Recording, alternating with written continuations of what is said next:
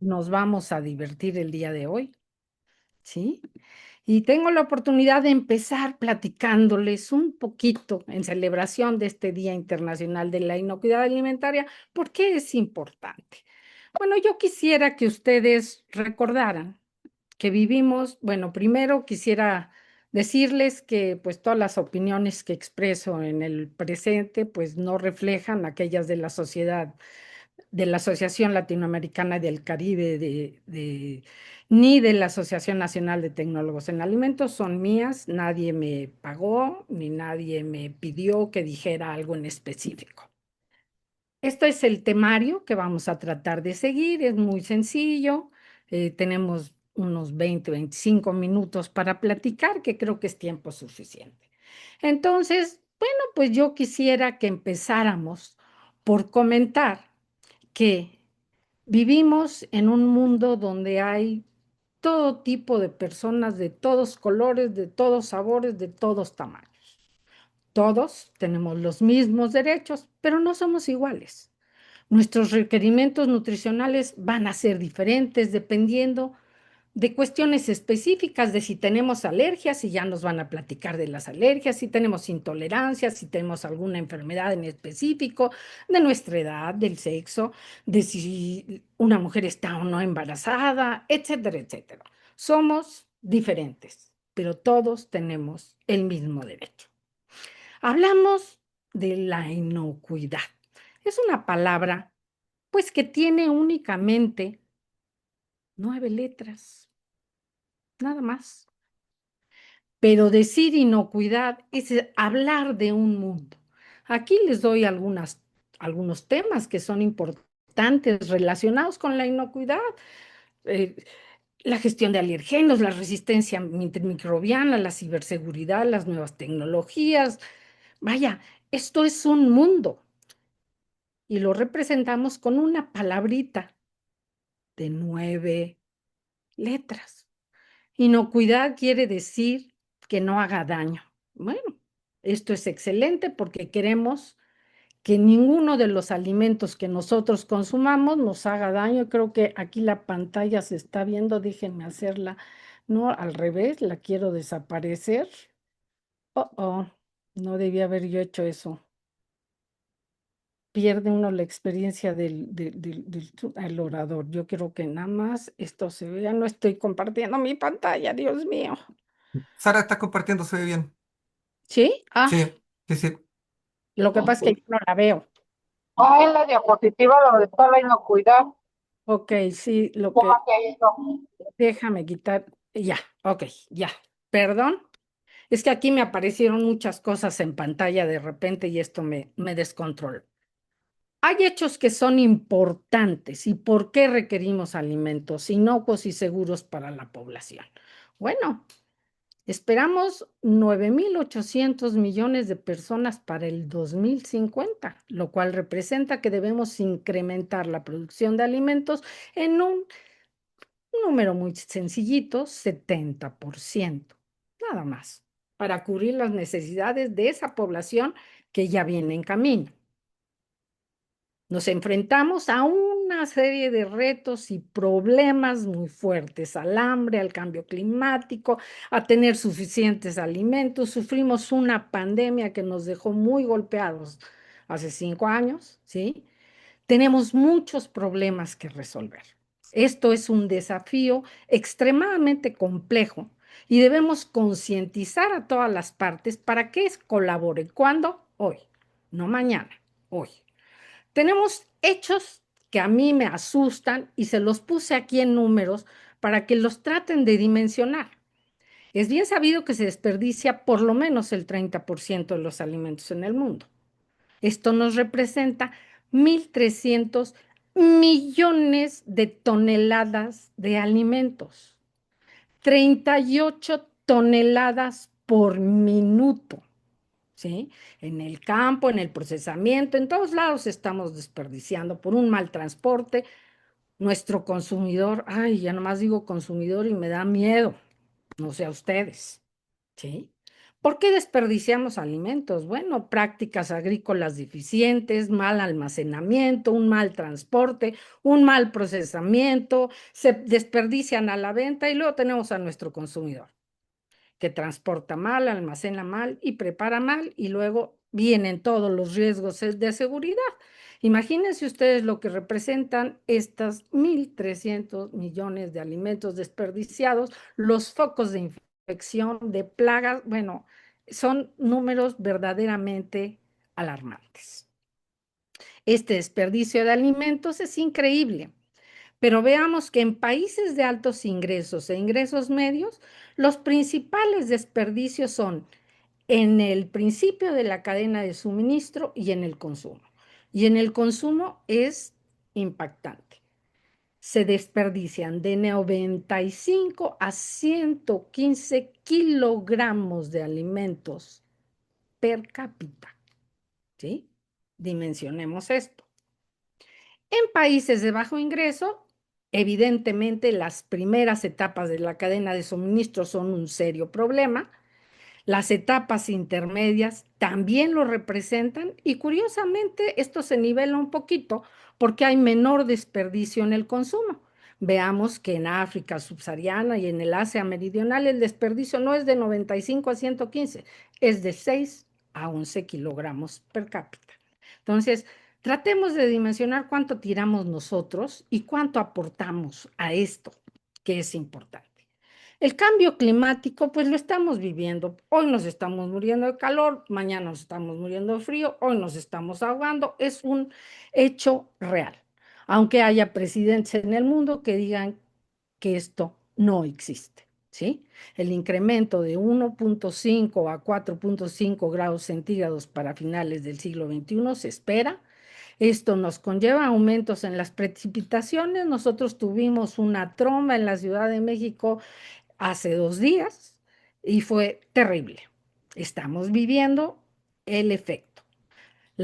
Vivimos entonces condiciones extremas y los efectos pues nos afectan en cosechas, en la calidad de los cultivos y de unos de los enemigos de la inocuidad, que son las micotoxinas, ¿sí?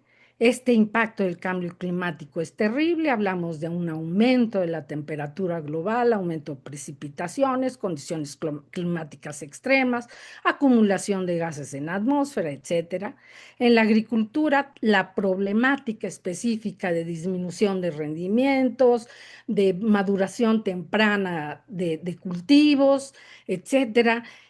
Evidentemente, las condiciones idóneas para que se desarrollen los hongos productores de micotoxinas, que son un problema muy serio, y esto, pues lo que conlleva también es a también problemas en almacenamiento severos. Esto, pues son cosas que ya nos llegaron, o sea, no es para dentro de 20 años, es el día de hoy.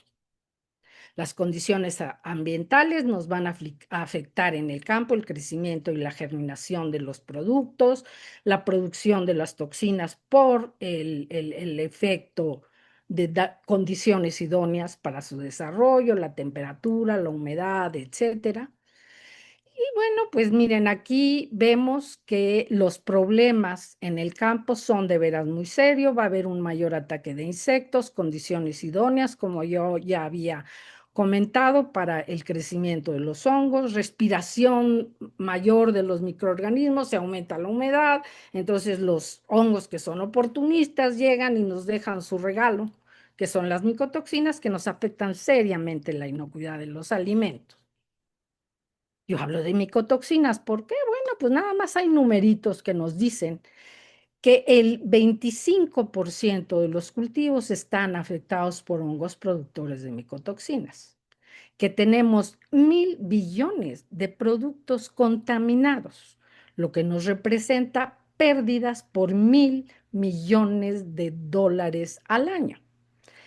Hemos legislado al respecto, pero no hemos logrado desaparecer este problema, que es un problema muy serio, porque lo tenemos en todos lados, en frutas y vegetales, en nueces, en cereales y evidentemente en todos los productos elaborados a partir de estas materias primas, ¿sí? Es un problema severo, se trabaja mucho buscando la detoxificación de los alimentos, pero no hemos llegado a ese punto.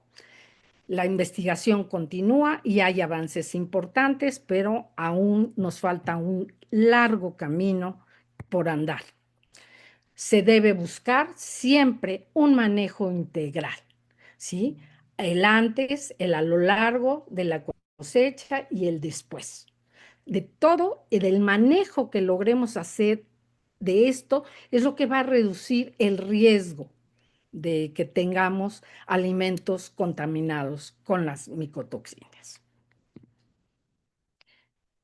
Hay evidentemente estrategias para lograr cómo llegar a este punto. Hablamos de estrategias que se pueden aplicar en el campo y durante la cosecha, en la cosecha, en el secado que se va a volver vital. Vamos a tener que cuidar mucho el secado para poder tener el grano en condiciones idóneas en el almacén y con esto pues un menor riesgo. Y tenemos aún, o sea, no lo debemos olvidar, que se buscan los métodos, ya sean físicos, químicos o biológicos, que nos ayuden a buscar la detoxificación de los granos. Hablemos de otro tema.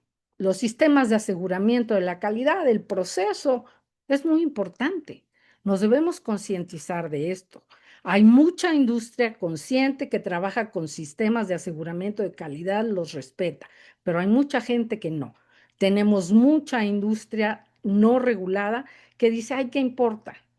No debemos perder nunca de vista cuál es el verdadero costo de no asegurar la calidad de los alimentos. Y este es el costo de la vida de seres humanos. Y que entre ellos puede estar la vida de nuestros seres queridos. Entonces, aquí está otro por qué debemos cuidar la inocuidad de los alimentos. Carambas, este número a mí me asustó y ya nos platicarán más adelante el día de hoy acerca de este punto. Hay 520 millones de personas con alergia en el mundo, ¿sí? Se habla de casos de muertes que se han dado en sitios. Estamos de acuerdo que la incidencia de muerte es rara, ¿sí? Pero aunque sea baja, el riesgo es inherente y las advertencias son vitales en el etiquetado, en los restaurantes, la comunicación. Híjoles, no la debemos olvidar nunca. Las nuevas tecnologías. Las nuevas tecnologías a mí me asombran las cosas que podemos lograr. Cada vez que veo una plática donde aplicaron inteligencia artificial para ver cómo se colectan, cuántas cajas necesito para las piñas que voy a colectar del campo, son cosas que me impactan por ver los avances.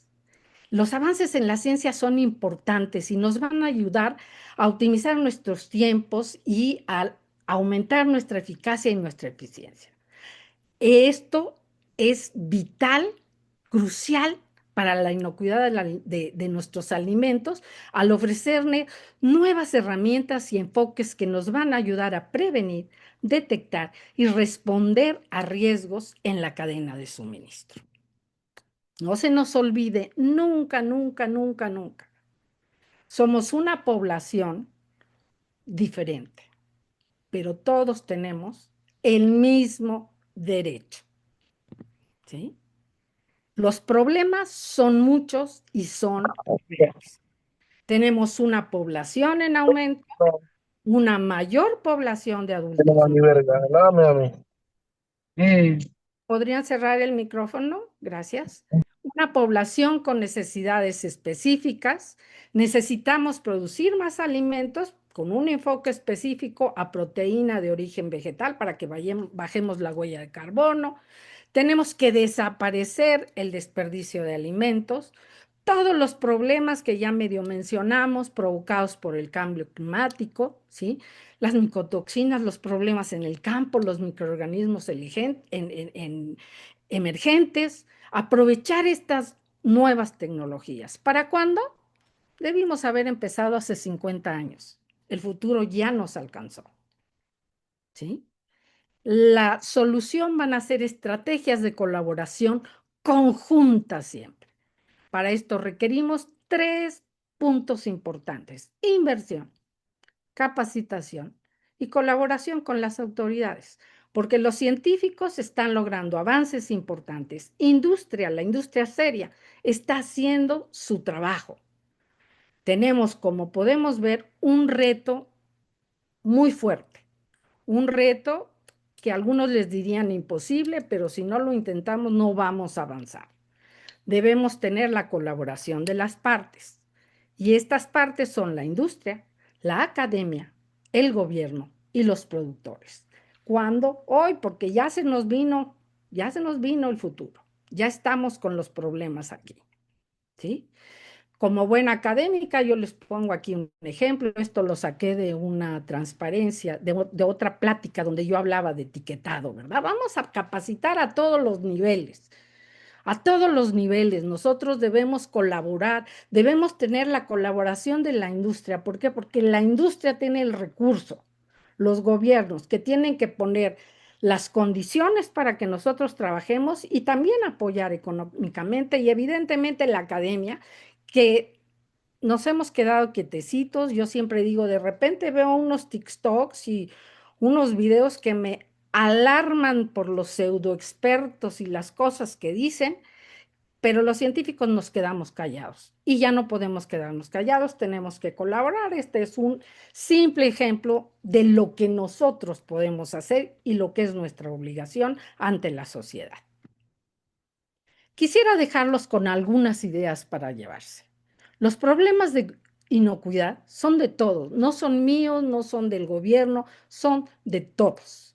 O sea, son míos, son del gobierno, son de la industria, son de todos. La solución a nuestros problemas única y exclusivamente la vamos a alcanzar aplicando estrategias conjuntas entre la sociedad, la industria, los gobiernos y la academia. La educación, por ende, para mí es una de las llaves más importantes. Jamás debemos de perder de vista y olvidar que la meta final es la inocuidad y la suficiencia alimentaria para toda la población. Y quisiera dejarlos con una última idea.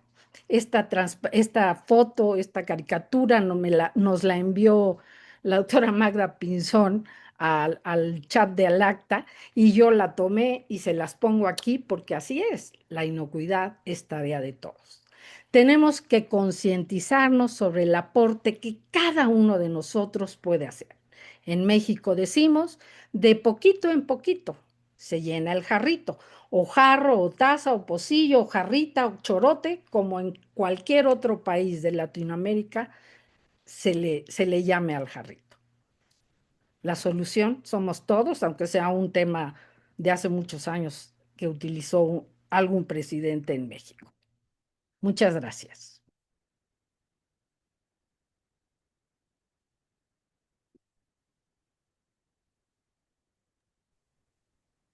Muchas gracias, Sara, por tu charla. Para quienes se incorporaron no al inicio de este webinar, nuevamente me presento, soy Romy Zúñiga, actual presidente de Alacta. Las preguntas, por favor, en el chat y al final de la sesión se las haremos llegar a nuestros charlistas. Continuando con nuestro webinar del día de hoy, tengo el agrado de dejar con ustedes a la doctora Caterina Rufo. La doctora Rufo es profesora adjunta en el Instituto Polo Tecnológico de Pando, Facultad de Química de la Universidad de la República del Uruguay, en el área de inocuidad, alimentos y nutrición. Es doctora en nutrición y biología molecular por la Universidad de Austin en Texas, Estados Unidos, y su línea de investigación tiene relación con inocuidad, trazabilidad alimentaria, especialmente enfocado en patógenos como Listeria monocitógenes y Salmonella, en carnes y sus derivados. La doctora Rufo nos va a presentar el día de hoy la charla que ella tituló Inocuidad alimentaria en clave de una salud, en inglés One Health, conectando personas, animales y ambiente. Caterina, la sala es tuya. Gracias, Romy. Quería confirmar que se estuviera viendo bien la presentación.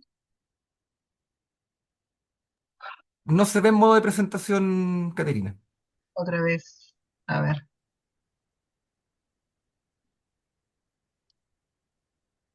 El climático, ahí un poco ya conversó la doctora Sá. Entonces, bueno, eh,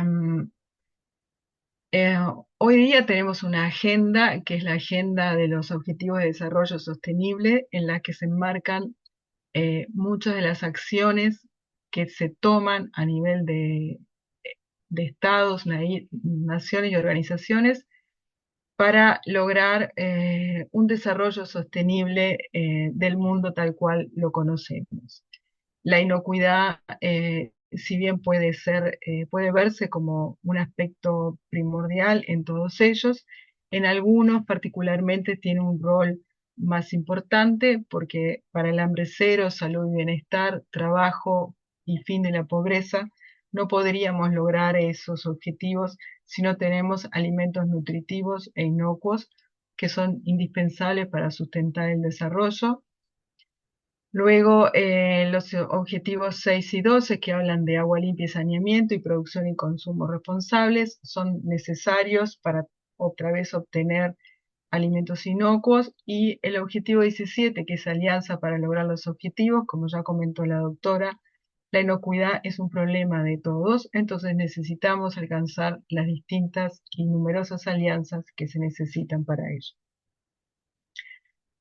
Estos objetivos de desarrollo también se enmarcan en un sistema agroalimentario que yo le llamo un sistema agroalimentario en tensión, porque tenemos muchos motores del cambio y que tensionan el sistema desde distintos orígenes, y cada uno de estos va a tener un impacto en los desafíos que tenemos de inocuidad. Los ambientales, como ya mencionamos, el cambio climático, el exceso de residuos agrícolas y las contaminaciones asociadas. Eso tiene implicancias donde tenemos mayor transmisión de patógenos y contaminantes químicos que contrallevan con el aumento del riesgo en la contaminación en la cadena alimentaria. Luego tenemos cambios sociales, o sea, las expectativas y la relación de los consumidores con los alimentos está cambiando, la forma, lo que consumimos, las preferencias del consumidor, los patrones de compra. Hay distintas formas de comprar, no solo yendo a la tienda, sino todos los sistemas de delivery, otros modelos de negocio y las comunicaciones que van a una velocidad extrema, y todo esto también presenta desafíos en los sistemas de control. O sea, los sistemas de control y lo que nosotros hacemos no somos rápidos en evolucionar en la misma medida que evolucionan los otros aspectos, entonces siempre corremos un poco de atrás, como bien dijo la doctora. Y bueno, y ni que hablar de la calidad de la información que circula, que ahí sí estamos súper atrás en eso. Tenemos motores tecnológicos, donde hay nuevas tecnologías, se proponen nuevos ingredientes, nuevos alimentos, para los cuales no estamos aún al día con las evaluaciones de riesgo para ver el impacto que esas tecnologías, esos nuevos alimentos vayan a tener en la inocuidad, pero también las nuevas tecnologías también desarrollan nuevos métodos analíticos que también van a colaborar en mantener el sistema de inocuidad. Y bueno, y demás está decir hablar del problema demográfico, que el problema demográfico no solo es que tenemos una población en aumento, sino que la población, aparte de ser más, envejece, y hay una urbanización. El envejecimiento y la urbanización contribuyen a, por un lado, aumentar los grupos de riesgo. Sabemos que las personas de mayor edad constituyen grupos de riesgo mayor, y a la vez la urbanización y el hacinamiento también favorece la transmisión de muchas enfermedades. Entonces, lo que nosotros planteamos, o lo que se plantea, no yo, digamos, sino a nivel se plantea que para resolver estos problemas necesitamos un enfoque sistémico. Y aquí es que aparece el concepto de la salud. El concepto de una salud originalmente surgió debido a la zoonosis, que son esas enfermedades que se transmiten de animales a personas, y En el 2021 ese concepto fue ampliado a incluir en ese ecosistema animales, plantas, ambiente y personas, donde las fronteras entre esos sistemas son permeables, los alimentos pasan a ser un punto clave entre esas conexiones y a la vez el tener esta visión de enfoque sistémico y entender que lo que yo hago en un sistema va a afectar los otros y va a terminar afectando la inocuidad de los alimentos, no solo los humanos, sino también los de los animales, va a permitir también anticipar y responder a los riesgos compartidos. Para ver un poco en qué se diferencia este enfoque de una salud, un enfoque sistémico versus lo que podríamos llamar el enfoque clásico, es que mientras el enfoque clásico busca proteger la salud del consumidor mediante el control de los alimentos, es más bien sectorial porque está centrado en la industria alimentaria e incorpora autoridades sanitarias y a los productores de alimentos. El enfoque de la salud lo que busca es la salud global, donde se incluye la salud humana, animal y ambiental de una forma integrada. Es interdisciplinario e intersectorial porque tiene que involucrar a los actores de los otros escenarios. Van a participar no solo autoridades y agencias reguladoras de alimentos, sino también sanitarias, veterinarias, ambientales, científicos y la comunidad en plena. Va a considerar que los impactos en la salud animal, en cambio climático y el uso de antimicrobianos, frente a solo considerar la contaminación durante la producción, procesamiento o preparación de los antibióticos, parte de que más allá de las prácticas, las buenas prácticas de manufactura, el control de los patógenos, los planes HACCP, si no tenemos una prevención integrada y vigilada de todo el sistema, no vamos a poder garantizar inocuidad.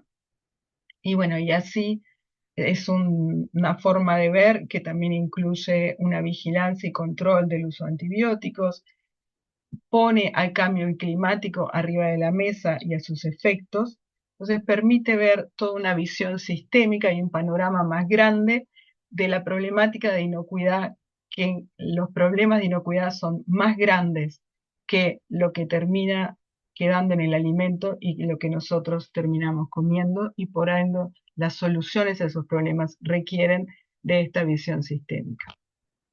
Para ello les dije que íbamos a ver dos ejemplos. Uno es el tema de las bacterias resistentes a antibióticos, que les vamos a decir RAM. RAM en general es resistencia antimicrobiana.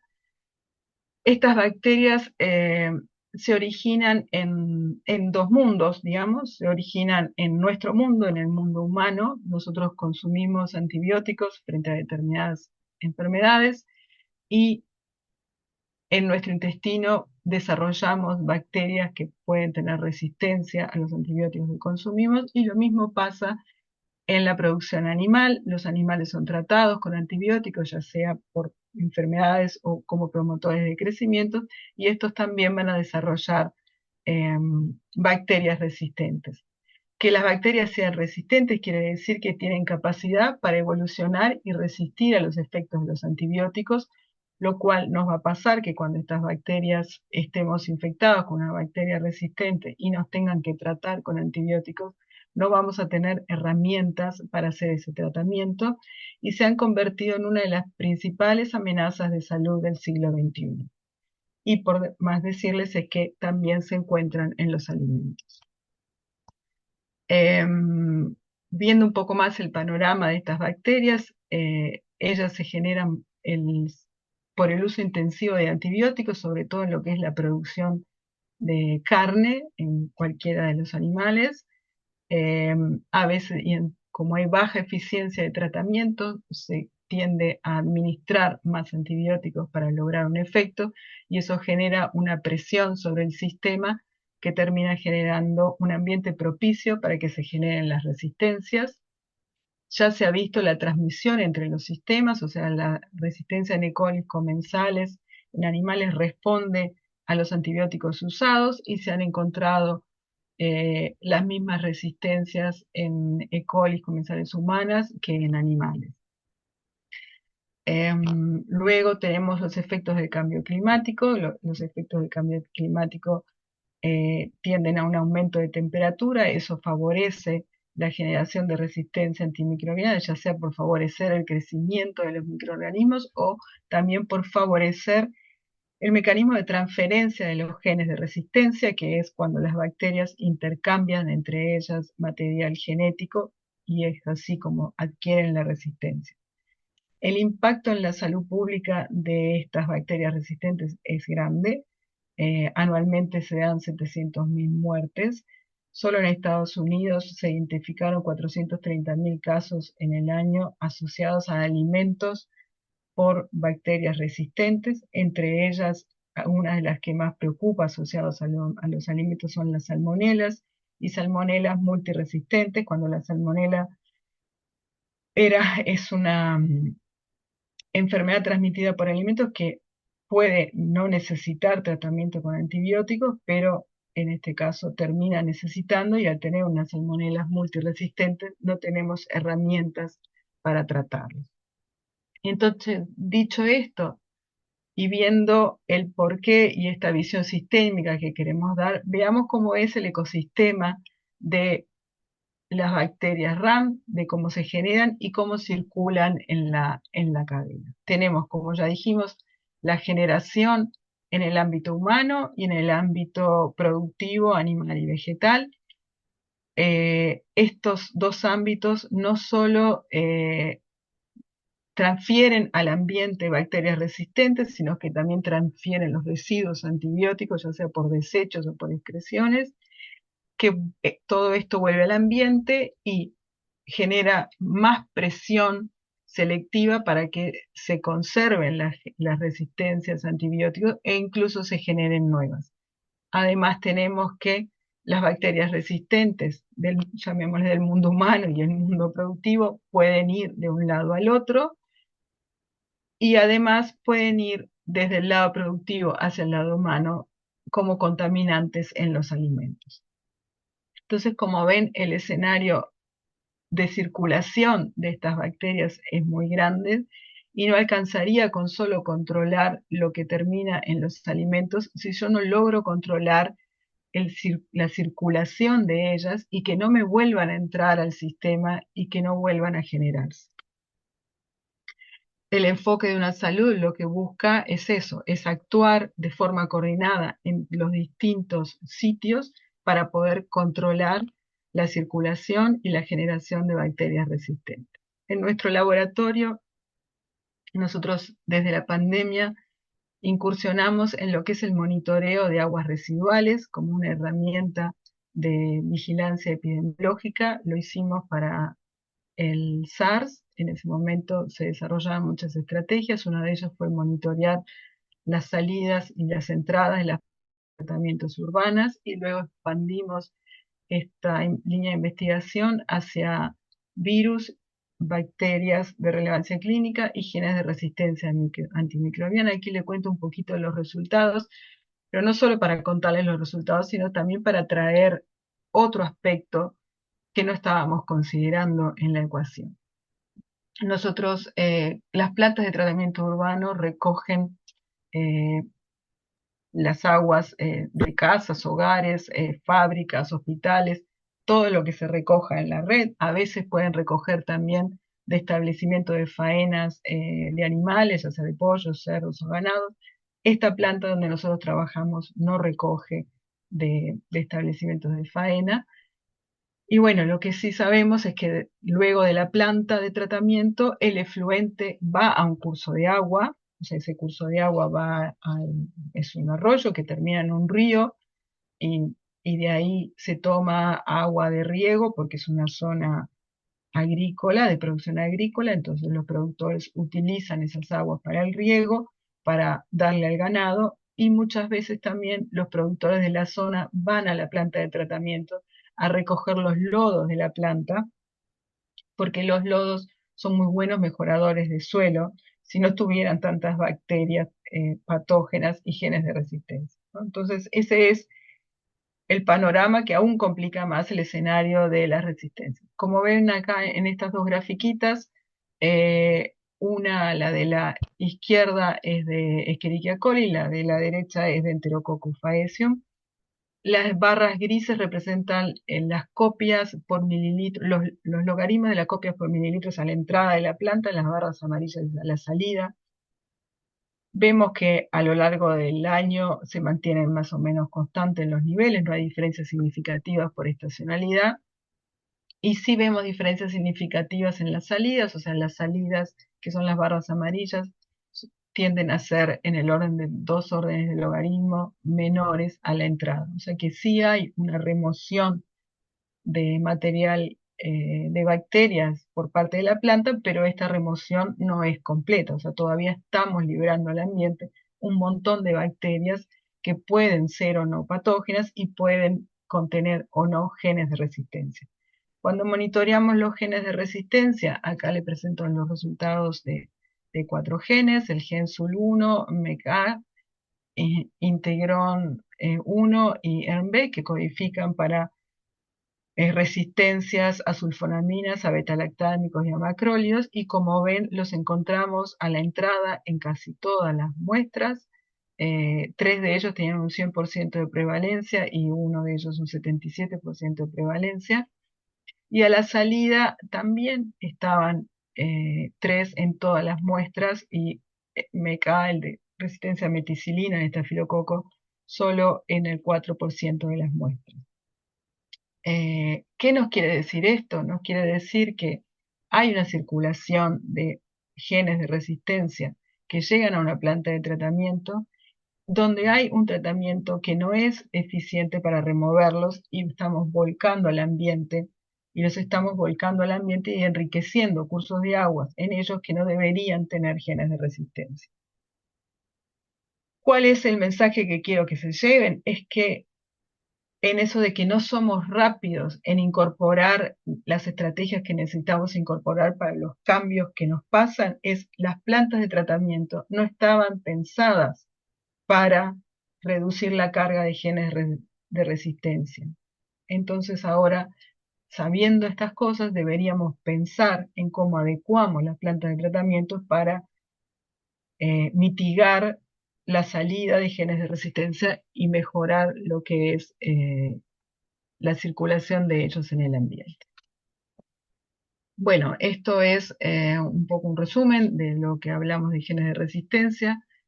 Sabemos que la producción intensiva de alimentos va a continuar porque tenemos mayor población que hay que alimentar. Eso va a tender a tener un mayor uso de antimicrobianos, pero lo que tenemos que hacer es un uso controlado de esos antimicrobianos, usarlos prudentemente, tanto en humanos como en animales, para reducir las oportunidades de generación de resistencia antimicrobiana. Desde el ámbito científico hay muchísimos intentos de desarrollar nuevos antimicrobianos que no generen resistencia, ya sea péptidos antimicrobianos o otro tipo de productos que las bacterias no generan mecanismos de resistencia. Mejorar, además está decir, las plantas de tratamientos de aguas residuales y considerar los efectos del cambio climático que hacen todo mucho peor, ya sea tanto las sequías como las inundaciones, como las temperaturas altas, como los cambios extremos de temperatura, porque vuelven a los distintos organismos que conviven en los sistemas más frágiles. Tanto los animales como las plantas se debilitan frente a estos vaivenes del cambio climático, terminan siendo más susceptibles a las distintas enfermedades y debemos utilizar más herramientas, que pueden ser antimicrobianos o no, para lograr mantener los niveles de producción. Y bueno, y será indispensable entonces contar con colaboración entre todas las disciplinas, o sea, incluir en la solución de los problemas a todos los actores, los médicos, los veterinarios, fitopatólogos, ingenieros para que hagan mejores plantas, salud pública, todos esos tienen que trabajar en forma coordinada, la comunicación de riesgos tiene que ser clara y compartida, y las regulaciones tienen que estar hechas con un enfoque sistémico. Yo no le puedo pedir al productor agrícola que sus frutas y hortalizas no contengan patógenos si el agua que está teniendo para regar está contaminada. O sea, todo tiene que estar armonizado. Mi otro ejemplo era las micotoxinas, de las cuales la doctora habló un montón, eh, pero lo que les voy a contar es un poco no decir lo mismo que ella dijo, que es parte de la charla, pero sí ver las consecuencias del cambio climático en lo que es el escenario de las micotoxinas. Bueno, esto ya lo dijo la doctora, que son producidas por hongos, son metabolitos secundarios, que son muy tóxicas, que dan muchos problemas de salud. Quiero presentarles, sí, el ecosistema donde ellos se mueven para tener esa visión de enfoque sistémico. O sea, las micotoxinas surgen por contaminación de los granos por hongos toxigénicos. Son muy susceptibles tanto los hongos, o sea, el desarrollo del hongo, como la producción de micotoxinas va a depender de los factores climáticos. Los factores climáticos van a afectar la calidad del grano en la cosecha y eso lo va a hacer más o menos susceptible a que se vuelva a contaminar con hongos. Lo mismo va a pasar en lo que es el almacenamiento.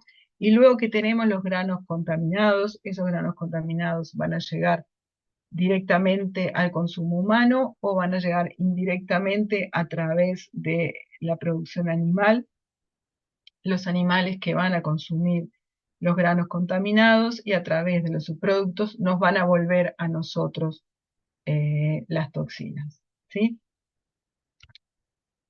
Las micotoxinas, la producción de micotoxinas es muy susceptible al cambio climático, como lo mostró la doctora. Entonces, no podemos no pensar soluciones para las micotoxinas sin incorporar y sin dimensionar adecuadamente la variable del cambio climático.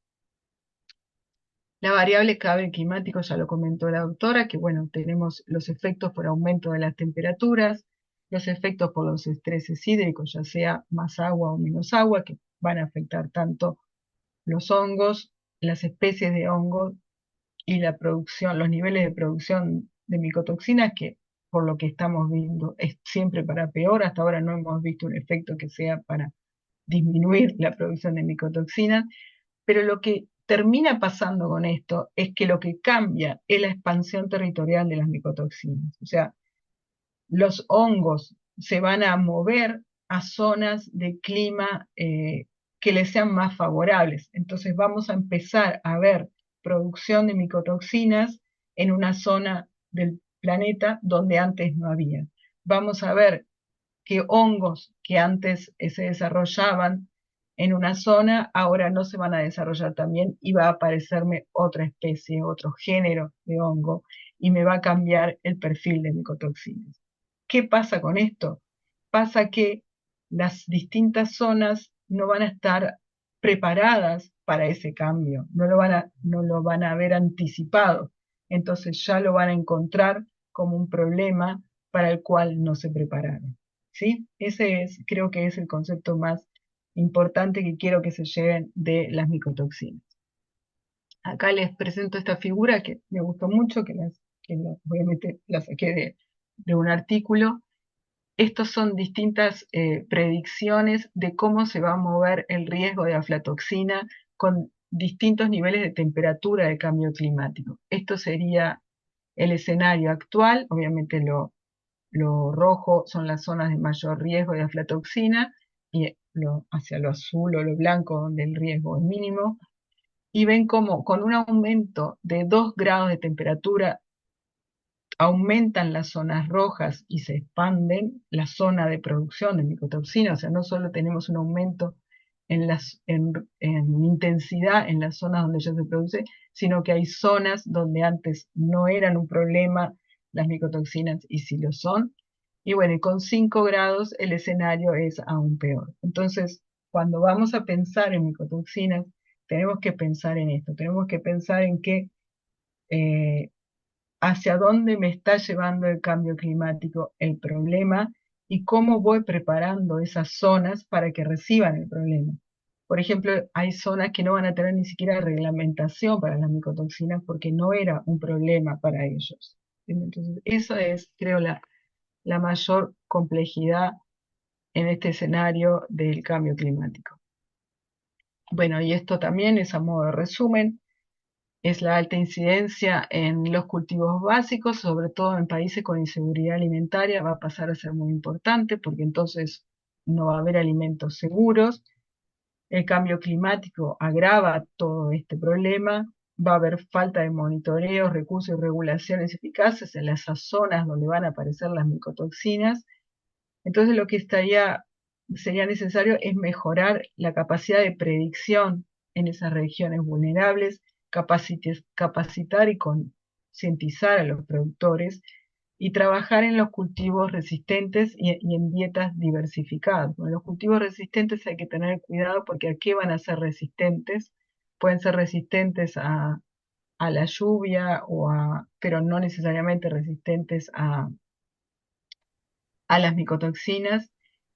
Y trabajar en dietas diversificadas va a hacer que no se concentre un grupo de alimentos en toda la dieta y que no se concentre sobre todo el grupo de alimentos que va a estar con unos niveles de micotoxinas quizás elevados. Y bueno, otra vez la cooperación en este caso internacional e inversión en capacidades, porque los granos es un commodity que se mueve mucho en el mundo, o sea, lo que esté en ese grano va a pasar por todos lados y armonizar esas legislaciones va a ser muy importante. Entonces, a modo de resumen,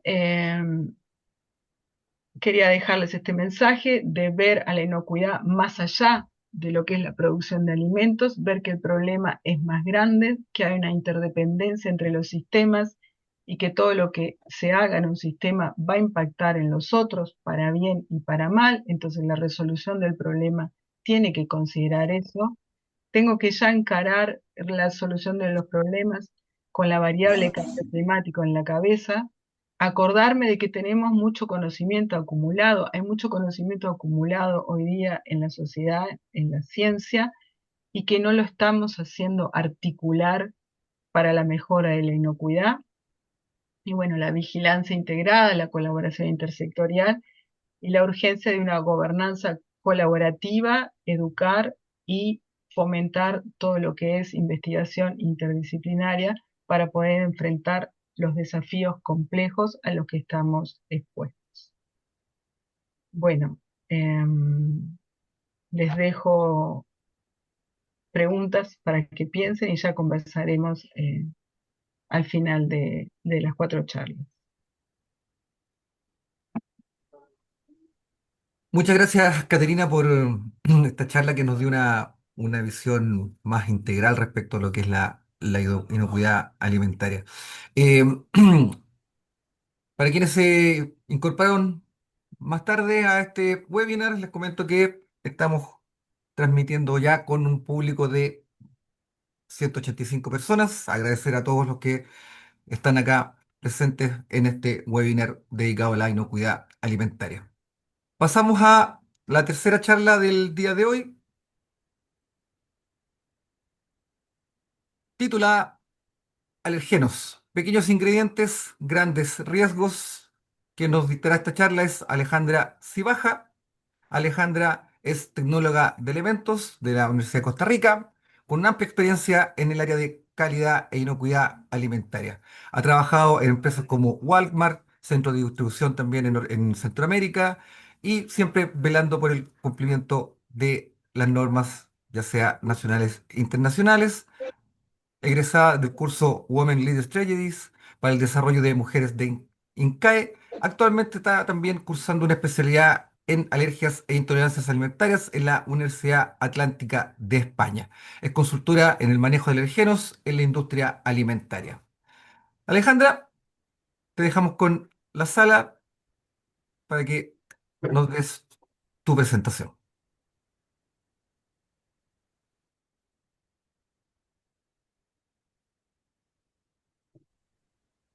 Bueno, muy buenos días, tardes a los que están presentes. Un gusto saludarlos. ¿Qué vamos a ver hoy? Primero la primera parte va a ser por qué los profesionales de esta industria de alimentos, ¿verdad? Debemos gestionar alérgenos. ¿Cuál es nuestro propósito, ¿verdad? Muy ligado a toda la información que nos compartió en la presentación inicial la doctora, ¿verdad? Esta preocupación que tanto que ha ido incrementando a lo largo del tiempo.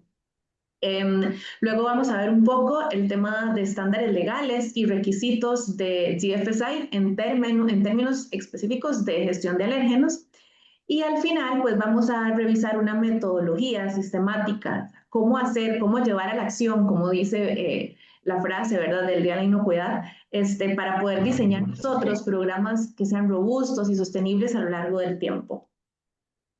Bien, para iniciar, vamos a ver un poco realmente qué son los alérgenos, ¿verdad? Que siempre hablamos de alérgenos alimentarios, pero ¿qué son? Realmente son proteínas que están presentes de forma natural en los alimentos y pues por ende en los ambientes productivos.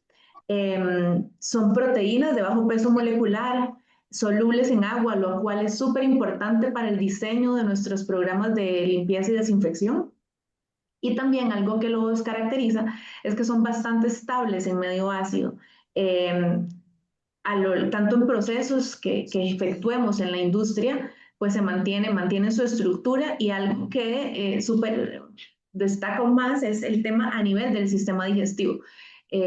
Las personas, pues a la hora de consumir los alimentos, pasar por todo el proceso de digestión, pues el alérgeno logra mantener su estabilidad, su estructura, y por lo tanto la reacción alérgica tiene que ver con esta resistencia de la proteína como tal.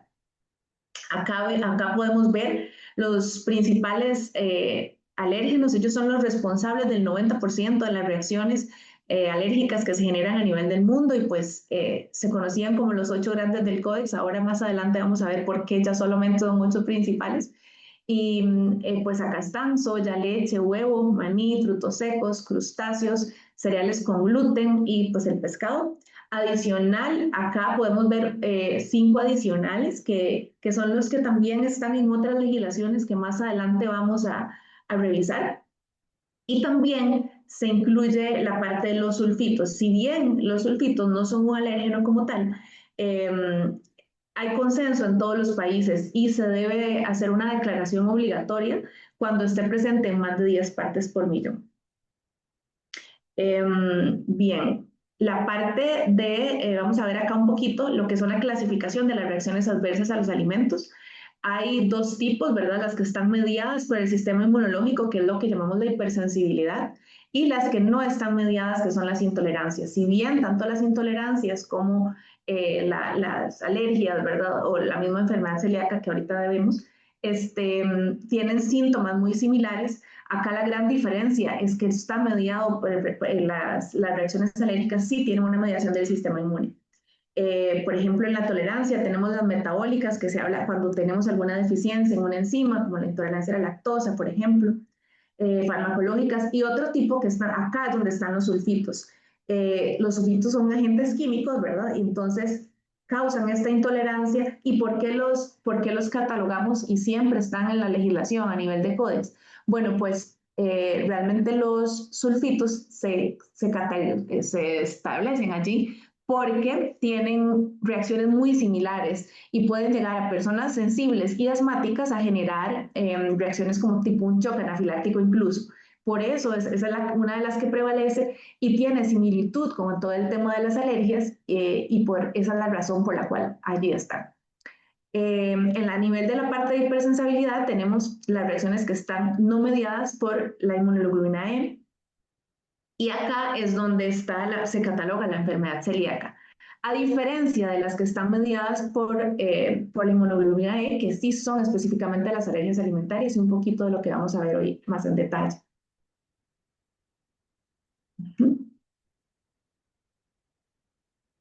¿Por qué? ¿Por qué, dicho todo esto, por qué nosotros vamos a gestionar alérgenos, o por qué debemos gestionar alérgenos en la industria alimentaria? La respuesta sin duda viene de la mano de la severidad. Y esta es la razón por la cual es un requisito fundamental de la inocuidad alimentaria, de todos los sistemas de la inocuidad alimentaria. Solo muy pequeñas cantidades, trazas, pueden llegar a desencadenar una reacción alérgica y llegar a una manifestación tan severa como puede ser un choque anafiláctico, que es potencialmente mortal. Esta es la razón por la cual el título de la presentación, ¿verdad? Entonces, pequeños ingredientes, grandes riesgos. Acá podemos ver reacciones que se generan, ¿verdad? ¿Qué es al final una alergia? Son reacciones que son de inicio inmediato y es una reacción anormal del sistema inmunológico. Es una reacción de tipo antígeno-anticuerpo donde el alérgeno actúa como antígeno y en presencia de personas sensibles pues va a generar una reacción inmunitaria normal con la generación, una liberación de mediadores químicos como la histamina que van a generar este montón de reacciones que podemos observar acá.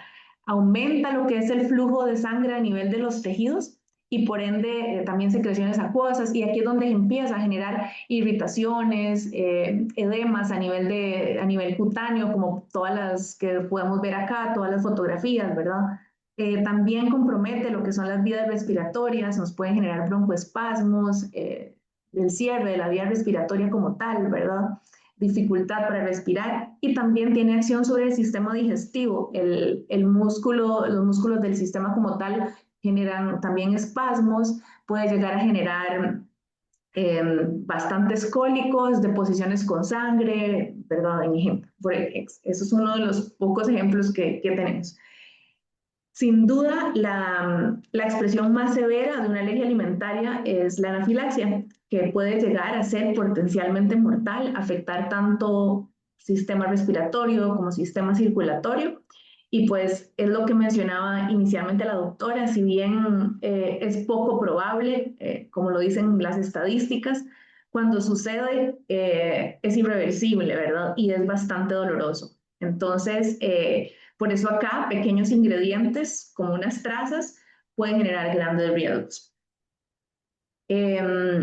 Acá tenemos un caso, ya la doctora mostró uno de una persona que comió un pollo, hay otro de una joven que tomó un café que tenía trazas de lácteos y también muere por un shock anafiláctico. Y este caso, que fue el año pasado, una chica de 25 años, bailarina profesional, súper alérgica al maní y como bien lo mencionan sus papás, ya formada para poder leer etiquetas y demás, y por una etiqueta, por una galleta mal etiquetada, pues que tenía maní y no se mencionaba en ninguna parte del empaque, pues la chica muere. Realmente, pues se dice que la planta de proceso, pues sí se le comunicó vía correo electrónico, asumo que varias personas ya conocen del caso, y pues no lo llevaron a la acción, o sea, no hicieron el cambio inmediato en los materiales de empaque, en la comunicación que es tan importante hacia el consumidor. Y acá es donde esta chica muere. Y por eso la importancia de todos los programas de gestión que tenemos que implementar. Acá algunos datos relevantes. En la FAO se habla de que son más de 220 millones de personas en el mundo que tienen alergias alimentarias. Acá estos datos, pues, ¿verdad? Son un poco, cuesta un poco determinar el número real, dado que no tenemos suficientes estadísticas en todos los países, pero este es un número que es el que oficial en el momento. Hay un aumento en las alergias en los últimos 20 años de un 300%, lo cual es realmente impactante y ha hecho que también el mismo consumidor, más que solamente la autoridad y más que solamente la normativa, ¿verdad? Los requisitos, ellos también vienen a exigir y a poder incluso generar legislaciones como lo fue en Estados Unidos la presión que generó el grupo de personas alérgicas al sésamo para que se incluyera entre los principales. También 1 de cada 13 niños con alergias hay potencialmente mortales. Estoy casi segura que todos acá conocemos a alguna persona que sea alérgica, que sea celíaca o que sea intolerante, porque al final estamos hablando de un tema de salud, ¿verdad? Entonces es muy frecuente y pues por algo ha tomado tanta relevancia el tema. Y se dice que el 40% de los niños tienen alergias múltiples y por ende su vida aún es bastante más restrictiva. Una reacción alérgica lleva a una persona a urgencias cada 3 minutos, perdón, esto a nivel de Estados Unidos, y se habla y se estima que tiene un costo de más de 4.3 billones de dólares. Mucho acá también a nivel de niños, que es una de las cosas que más pues, se está dando bastante más frecuente y va más en crecimiento, es el tema de la anafilaxia. El 75% de los casos de anafilaxia que se dan en niños es por alergias alimentarias. Entonces, acá tenemos datos súper importantes que nos van aclarando el por qué tenemos nosotros que ir tomando acción, ¿verdad? Y también convenciendo, más que convenciendo, creando conciencia en todas las personas que trabajan a nuestro alrededor para poder llegar a implementar procesos bastante rigurosos. Acá un poco de datos de lo que son las alergias alimentarias en América Latina. Es difícil conseguir información porque no tenemos la cultura a nivel de centros médicos de realmente hacer de tener datos epidemiológicos al día, ¿verdad? Reales pues ha costado un poco, sin embargo ya vamos teniendo un poco de información. Argentina tiene bastante más data, y al igual que México. Los otros países pues todavía estamos ahí en camino, ¿verdad? Y acá podemos ver un poco cuáles son algunos alimentos, si bien pues yo acá en Costa Rica conozco mucho más personas que tienen otro tipo de alergias, ¿verdad? Pero que datos epidemiológicos sí están, estos son los que se han mostrado. Vemos datos de Argentina donde se habla de una alergia a la proteína de vaca de un 68%, mucho dado por los niños, que incluso en Argentina se dice que nacen 40 niños al día con alergia a la proteína de vaca. También la alergia al huevo, y hay una manifestación clínica de anafilaxia bastante importante, y esto dado también mucho por el tema de que hay muchas alergias múltiples, ¿verdad? Entonces esto acá se ve reflejado. Entrando un poco en el tema de requisitos legales, los estándares, esto ha ido incrementando, mejorando quizás o dándosele más visibilidad por el incremento de la prevalencia de alergias que estamos teniendo a nivel mundial. Hay 67 países que ya tenemos regulaciones a nivel de alérgenos y definen algunos como de declaración obligatoria.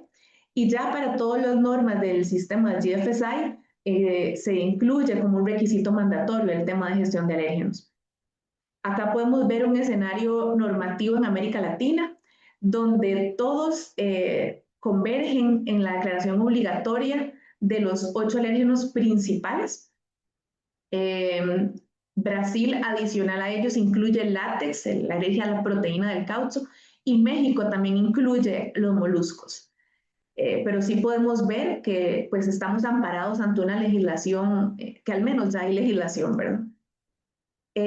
Antes, ahí hablamos de hechos principales, antes se les llamaba los 8 grandes del Códex, porque ahora ya no 8 grandes. El comité de expertos del Códex se reúne, hace una revisión tanto de la severidad, de la potencia y de la prevalencia de alérgenos en los diferentes países, y hay nuevos alérgenos prioritarios. Acá, como podemos ver, siguen siendo 8, pero sale la soya como alérgeno prioritario e ingresa el sésamo. A nivel de los alérgenos, sí, también hay algo importante, que se establecen alérgenos regionales que se deben hacer evaluaciones de riesgo para poder determinar si los tenemos o no, y pues eso ya queda a criterio de cada país su declaratoria. Importante acá que pues esto es lo que el Códex establece. Sin embargo, las legislaciones actuales todavía mantienen los 8 principales anteriores. Entonces, acá lo que sí tenemos es que estar bastante atentos a esos cambios de formulaciones que se vayan a realizar, los cambios en los materiales de empaque, todo el proceso para poder asegurar si en dado caso la legislación llega a cambiar en cada país. A nivel del escenario normativo en el mundo, acá podemos ver que pues la Unión Europea es el más riguroso, con 14 alérgenos de declaración obligatoria.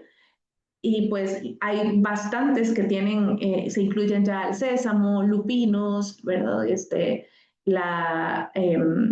Los moluscos, el apio, la mostaza, pues los van incluyendo de acuerdo a esto. Muy importante conocerlo para poder, en el dado caso que pues, tengamos algún proceso de exportación, conocer la legislación global para poder tener el cumplimiento correcto y pues nosotros también tenemos que asegurar que estamos cumpliendo la más estricta para poder estar en cumplimiento.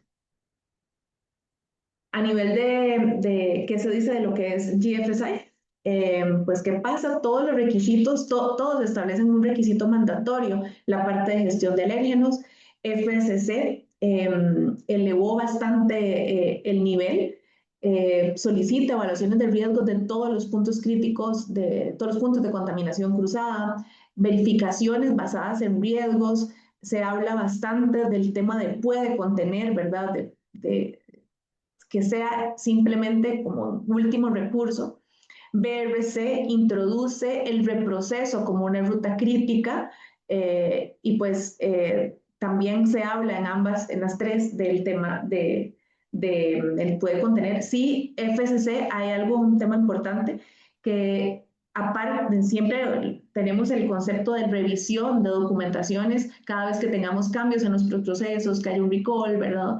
En este caso también se incluye cuando hay recall de otros productos similares, de otras plantas de proceso de productos similares, para poder nosotros aplicar una revisión a detalle y poder ver si tenemos alguna mejora en nuestro proceso.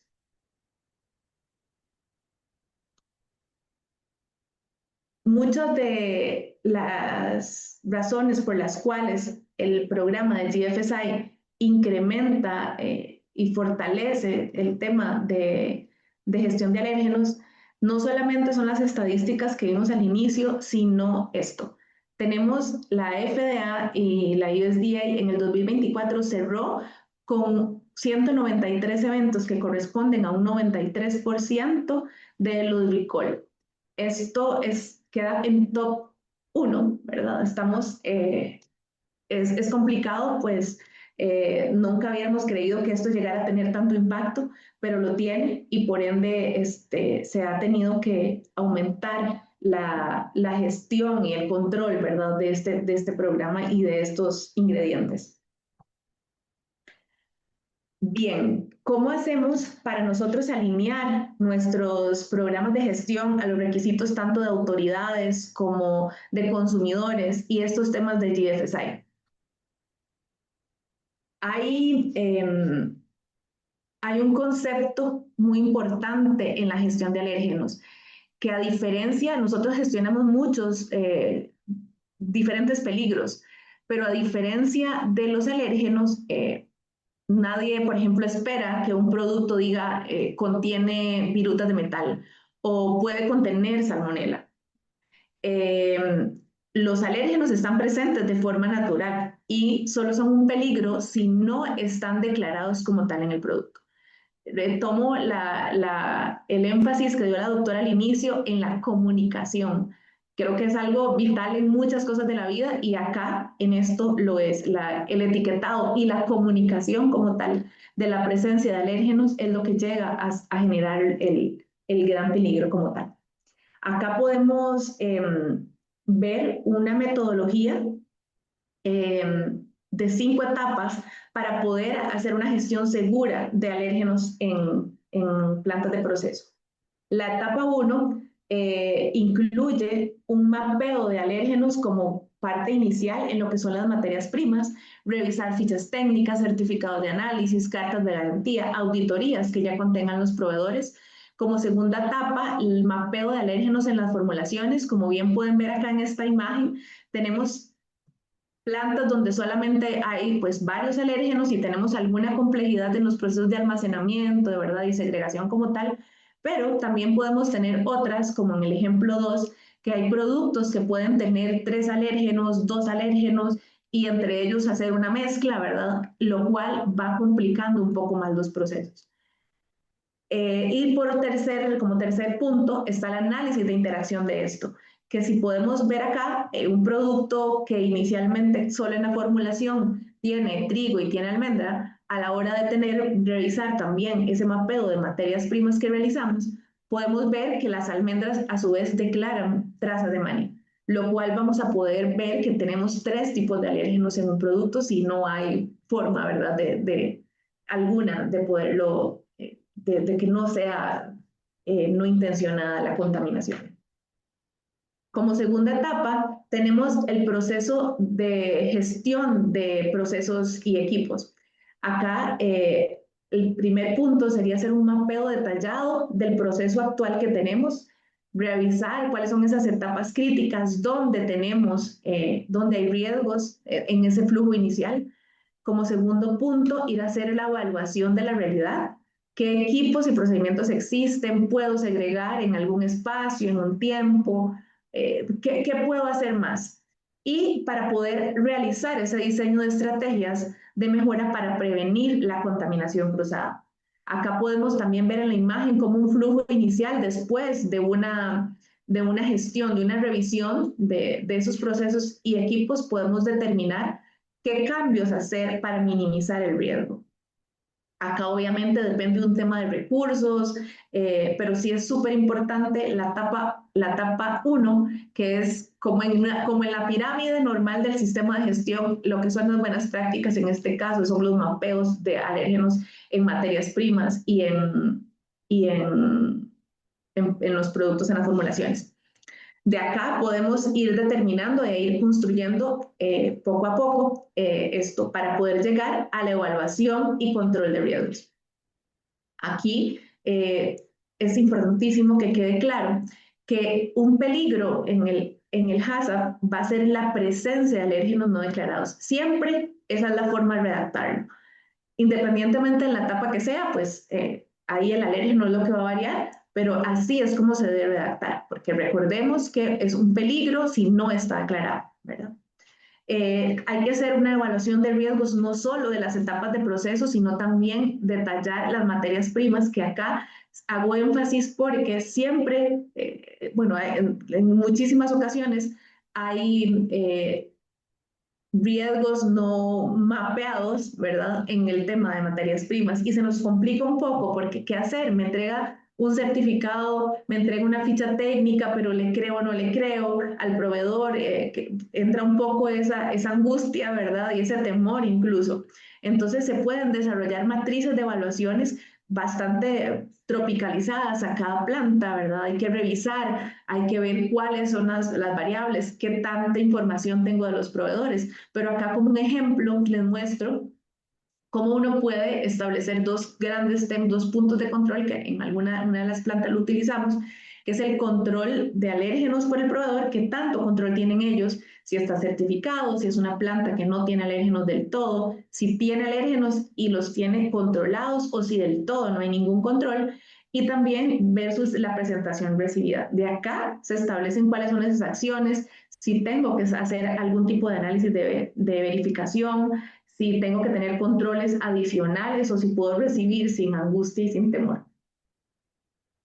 Como cuarta etapa de nuestro método está la parte de medidas de control y etiquetado. Y lo destaco porque, como vemos, el alérgeno no declarado ha sido el top 1 en el recall. Entonces, acá, ¿qué haríamos? Las medidas de control para todas las etapas de proceso. Acá, en este flujo, podemos ver que hay que tomar en cuenta no solamente las etapas básicas, sino hay etapas que a veces obviamos y son súper importantes en un tema de contaminación cruzada de alérgenos, como lo es el pesado, el reproceso. Establecer nosotros políticas de identificación de alérgenos, políticas de almacenamiento, de reproceso, poder hacer las validaciones de limpieza como debe ser, con todas las etapas que conlleva una validación. Garantizar también a nivel de esto que el etiquetado cumpla con las normativas, no solamente los locales, sino si tenemos que exportar, pues obviamente, ¿verdad?, cumplir con el etiquetado que nos solicitan el consumidor o la legislación de donde se va a comercializar el producto terminado. Y tener, lo destaco, un control estricto en el cambio de materias primas, de reformulaciones y la verificación del correcto empaque a la hora de empacar. Y esto porque hay muchos casos, se nos acaba una materia prima y corra porque se debe cambiar, se debe comprar otra y pues no tenemos ningún control. Entonces estos cambios son súper importantes tener esa comunicación con los equipos de compras, de suplencia, para poder realmente establecer los programas como deben ser. Con lo que corresponde al etiquetado de alérgenos, es muy importante. La población tiene mucha duda, incluso que a veces hay que se coloca, este producto fue elaborado en una planta que procesa. Sí, no sé si creo que alguien tiene un micrófono abierto. Si me pueden ayudar con el micrófono, gracias. Hay personas que no entienden, ¿verdad? Se confunden muchísimo, que uno dice contiene, otro dice puede contener, otro dice fue elaborado en una planta que procesa. Entonces, ¿cómo puedo yo como consumidor con alergias entender esto? Se está tratando de estandarizar como en dos partes, el contiene y el puede contener. El contiene es obligatorio y es cuando el alérgeno es constitutivo del producto, es intencionado y por ende siempre se tiene que declarar. Y el puede contener se utiliza cuando puede haber trazas por una contaminación involuntaria y se aplica solamente cuando ya es estrictamente necesario, cuando ya se hizo de todo, el riesgo fue evaluado y no puede evitarse de ninguna manera. Porque al final, ¿qué sucede si nosotros a todo le ponemos puede contener como para cubrirnos en salud? ¿Qué van a comer las personas que tienen alergias y que realmente tienen esa restricción en su día a día para consumir alimentos? Es aquí donde nosotros, como líderes de la industria, podemos aportar valor. Que ese norte que queramos tener sean siempre etiquetas bastante más limpias y así poder asegurarles esa expectativa de los consumidores hacia nosotros, que sea que les declaremos de forma confiable los alérgenos que sean constitutivos y que podamos garantizar mediante el diseño y la gestión y algunas medidas de control que tengamos que implementar la ausencia de alérgenos por contaminación cruzada y que esta frase de puede contener sea solamente utilizada cuando sea estrictamente necesario. Es el modo correcto, ya las personas con alergias viven con muchísimas restricciones y es importante no solamente viéndolo desde ambas ópticas, ser posibilidad para el negocio, porque como hemos visto, sigue la prevalencia de alergias, aumenta y aumenta, ¿verdad? Hay mucho más gente que come leyendo etiquetas y realmente respeta el tema, ya no me duele, me pasa algo y realmente no voy a comerme un producto en el cual me indique que puede contener trazas de maní. Y aquí nosotros podemos ayudar a las compañías a que sean posibilidad para otras personas también.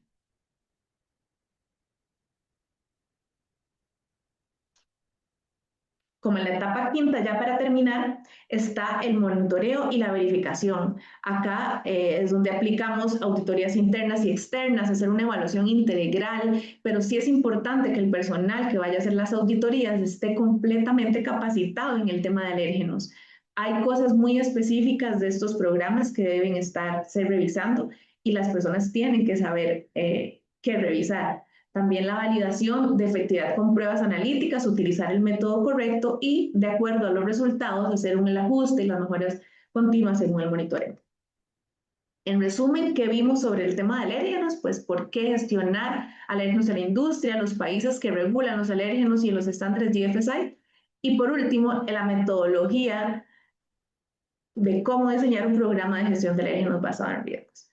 Esto sería de mi parte por hoy. Muchísimas gracias por el tiempo y por el espacio.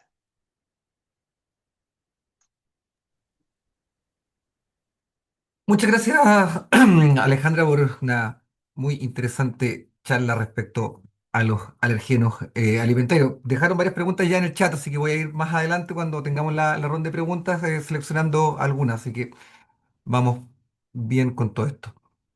Em, Amigos de Alacta, nos queda la última charla del día de hoy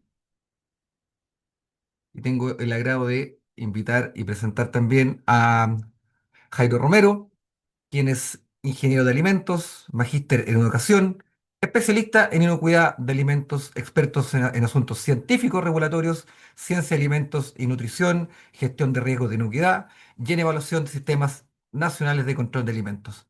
Ha sido conferencista en múltiples eventos y reuniones técnicas internacionales en todo el mundo como invitado o bajo contratos temporales con la FAO, OMS, el Banco Mundial, BID, ALADI y otros organismos.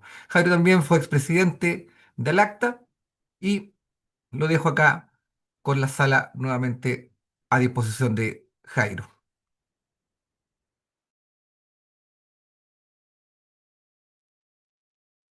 Gracias, Romy. Disculpas porque estoy en un sitio remoto y la señal no ha estado muy estable acá. Saludos a todos. Un placer estar aquí en este día. Agradecer a Alacta la invitación para participar en este evento. Celebro que Alacta haya decidido hacer este evento, me parece muy bien. Y agradecer a los casi 180 personas que permanecen en el evento. Y estoy seguro que es en gran parte debido a la excelente calidad de las conferencias que hemos tenido hasta el momento. Voy a intentar compartir la presentación. A ver cómo me va.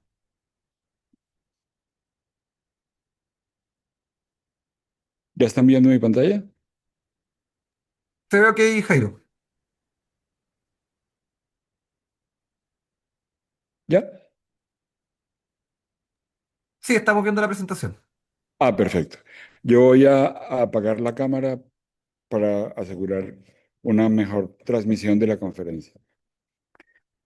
Muy bien, como es sabido por todos, el día de hoy, este año, el Día Mundial de la Inocuidad de Alimentos, tiene el eslogan de Inocuidad de Alimentos, la ciencia en acción. Y yo lo que voy a hacer es referirme un poco al tema del año escogido por la Organización Mundial de la Salud y la FAO. Y para ello, lo que voy a hacer es tomar como base los materiales que ellos entregaron y referirme específicamente a los retos para la comunidad científica y la sociedad en general que se derivan de esta relación entre inocuidad y ciencia de los alimentos. Una cosa que me parece fantástica y lo conversamos con nosotros en Alacta es que el tema de este año recoge dos ejes fundamentales del trabajo de la asociación a lo largo de su historia: la inocuidad de los alimentos y la ciencia de los alimentos. Luego, el tema este año representa como un momento ideal para la asociación donde sus dos principales pasiones, las dos principales pasiones de nosotros, la ciencia y la inocuidad, se unen. El tema de este año destaca el papel fundamental de la ciencia y la importancia de ponerla en práctica en todo el sistema alimentario. Eso de entrada ya es algo sobre lo cual vale la pena mucho destacar, mucho la pena hacer énfasis en el hecho de que la inocuidad juega un papel fundamental a la hora de aplicar la ciencia, de asegurar la inocuidad de los alimentos.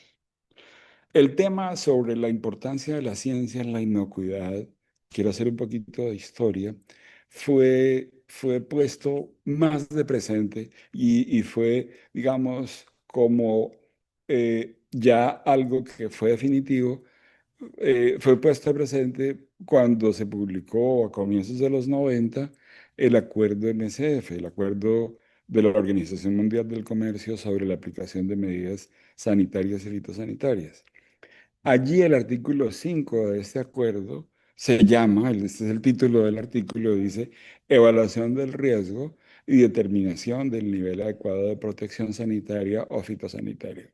Es decir, el acuerdo de la OMC sobre medidas sanitarias y fitosanitarias habla que las medidas deben estar basadas en el riesgo, en evaluaciones de riesgo y en la determinación del nivel adecuado de protección. Cuando esto se publicó, pues lo que primero hizo la FAO y la OMS fue tratar de dilucidar qué significa exactamente basar las medidas en evaluaciones de riesgo y en términos generales cómo se hace para basar las medidas en evaluaciones de riesgo y además de eso, para tener en cuenta, medir, contemplar, tener como objetivo el nivel adecuado de protección de las personas o los animales o el ambiente en general. Ahí en ese momento, cuando el acuerdo MSF habla de basar las medidas en el riesgo, es que la ciencia tiene un segundo aire en lo que tiene que ver con la inocuidad, porque todos sabemos que las evaluaciones de riesgo, tanto como la determinación de los niveles adecuados de protección, requiere de una base científica fuerte. De manera que, en mi opinión, este hecho que sucedió hace ya casi 35 años, es el que puso de presente la importancia de la ciencia en la inocuidad de los alimentos. Lo puso de presente o reforzó su papel. El tema de este año, de manera muy interesante y también fascinante para nosotros como miembros de ALACTA y de la Academia Internacional de Ciencia y Tecnología de Alimentos, es que también al hablar sobre ciencia en acción, el tema también rinde homenaje a los científicos, a los expertos, a los profesionales del mundo académico, a las industrias alimentarias, a los organismos reguladores, a los servicios de inspección y en general a todos aquellos que generan conocimiento, que investigan y aplican la ciencia a diario para proteger la salud pública. Todos los que estamos aquí hoy podemos sentirnos referenciados, podemos sentirnos homenajeados, podemos sentir que este Día Mundial de la Alimentación nos está hablando, de la inocuidad, perdón, nos está hablando absolutamente a todos los que estamos aquí hoy en este evento. La ciencia en acción, además de eso, en los documentos, en los materiales que ofrece la OMS y la FAO para celebrar este día universalmente, reitera también el papel del Códex como referente universal para que cada país dé forma a sus propias leyes de inocuidad. El Códex Alimentarios es como el lenguaje común que debemos hablar todo y la base científica del Códex pues es una preocupación máxima para toda la gente que trabaja allí.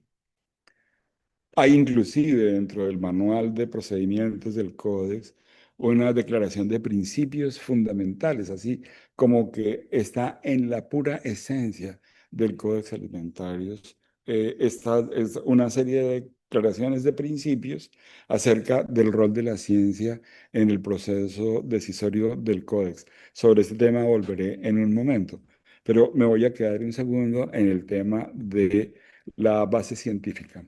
Estamos hablando de que la inocuidad de alimentos, la gestión de la inocuidad a todo nivel, debe tener una sólida base científica. ¿Eso qué significa? En mi opinión, a mi entender, quiere decir que sea ciencia basada en hechos y datos. Ciencia basada en evidencia, entendido este concepto como la recopilación de datos objetivos, lo más objetivos posibles, a través de observaciones, experimentos, análisis estructurados para validar teorías y propuestas, para describir o descifrar los fenómenos que pueden afectar la inocuidad. Base científica igual o relacionado con ciencia basada en la evidencia. Quiero dejar esa idea que es de gran importancia. La ciencia basada en la evidencia es un rótulo, es un título que que a todos nos interesa.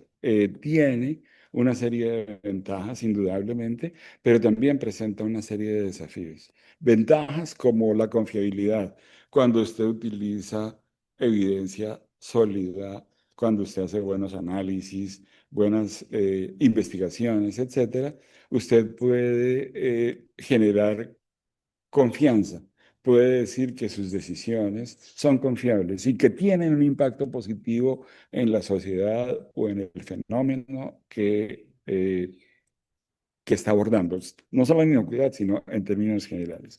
Además, la ciencia basada en buena evidencia, confiable, también estimula el progreso científico. Eso es de la mayor importancia. Tiene unos desafíos, no estoy hablando no voy a hablar de desventajas, sino de desafíos. Uno, muy importante, es que sobre muchas cosas existe evidencia. Y todos los conferencistas anteriores, pero en particular Sara, reflejaba cómo el mundo cambiante de la alimentación, del ambiente, de los hábitos alimentarios, de los riesgos, los peligros, hace que necesitemos cada vez más evidencia y en muchas cosas tenemos evidencia muy limitada. Por ejemplo, vamos a reducir la cantidad de consumo de carne y vamos a comer más hamburguesas basadas en plantas. Pues eso nos expone a otros riesgos, a riesgos que no tenemos bien evaluados, porque pues no hay mucha gente hoy que coma hamburguesas basadas en plantas, pero si crecemos la cantidad de gente que come hamburguesas veganas, digamos así, pues tendremos que ver qué riesgos implica eso para la salud de la población en general. Entonces, digamos, un desafío grande es la limitación en la evidencia. Debe basarse en hechos y datos, pero en muchas ocasiones no tenemos datos y hay que levantarlos antes de proceder. Y el otro desafío que es fundamental es el tema de evitar los sesgos metodológicos.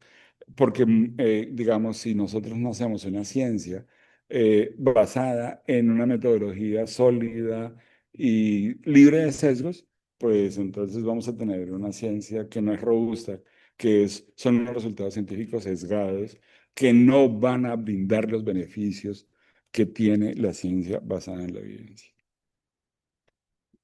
Pues muy bien, el debate sobre esto, créanme y yo destaco en esta charla el rol de la ciencia, pero miren que es que lo de la ciencia tiene muchos matices. Vamos a hablar, ok, hablemos de la ciencia en acción, de la base científica, pero eso tiene muchos matices y uno de esos es ese tema del debate sobre la ciencia basada en la evidencia.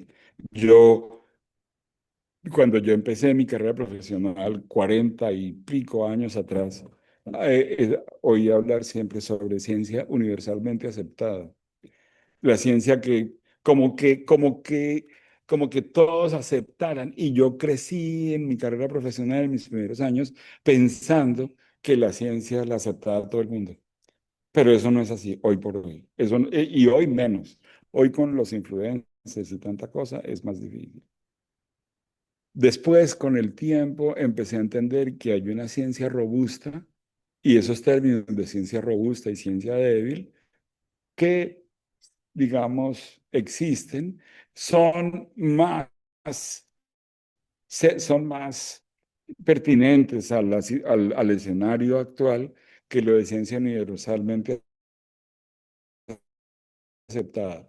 Digamos, hay una comunidad científica que acepta una metodología científica, unos hechos científicos, y eso sigue siendo lo que se entiende como ciencia universalmente aceptada, pero eso no es para todo el mundo. Entonces, hoy es tal vez más común hablar sobre ciencia robusta, la que se basa en evidencia y la maneja de manera adecuada, y ciencia débil, la que es un poquito menos fuerte en ese sentido. Aparte que cada país, diversos países, diversos sectores tienen diversos niveles de desarrollo científico. Y en términos generales hay una tensión entre los países más desarrollados y los menos desarrollados. Los más desarrollados quieren utilizar la ciencia mucho más a fondo. Los menos desarrollados dicen, espera un momentico, porque es que nosotros no tenemos esa capacidad científica y nosotros no tenemos la capacidad de hacer evaluaciones y las evaluaciones que nos están imponiendo no son exactamente las que corresponden a mi situación, a mi país, pero tampoco tengo cómo demostrarlo. Luego ahí el desarrollo económico y científico de los países también entra a jugar en este debate. Últimamente ha surgido otro tema, otro término que yo lo veo con bastante beneficio de inventario, digamos así, que es ese término de ciencia libre de conflictos de interés. Mucha gente lo utiliza.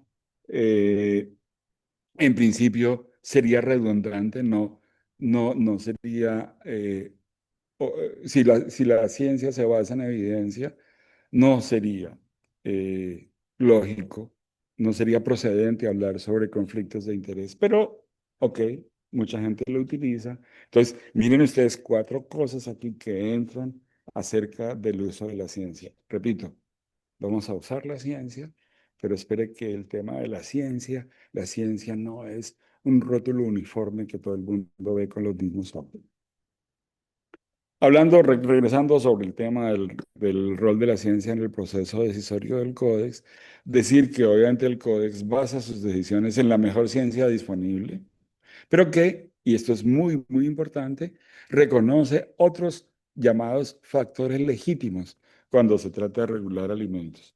Entonces, lo que dice el Códex y lo que está en las declaraciones de principios y en los procedimientos del Códex es que aunque tengamos suficiente evidencia, aunque nosotros sepamos exactamente, no podemos regular la producción y el comercio de alimentos únicamente basados en la ciencia.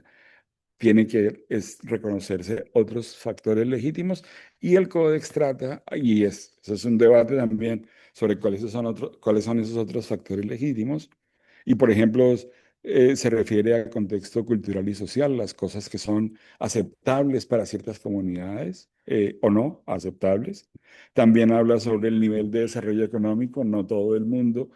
El nivel de desarrollo económico afecta indudablemente la manera como se aborda la gestión de la inocuidad.